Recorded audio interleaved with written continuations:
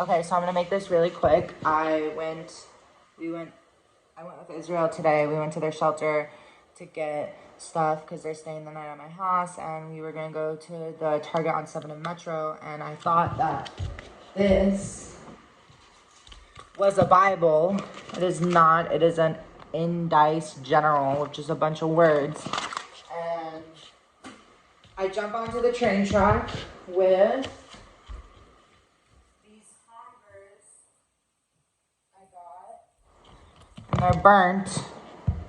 And I literally got this here.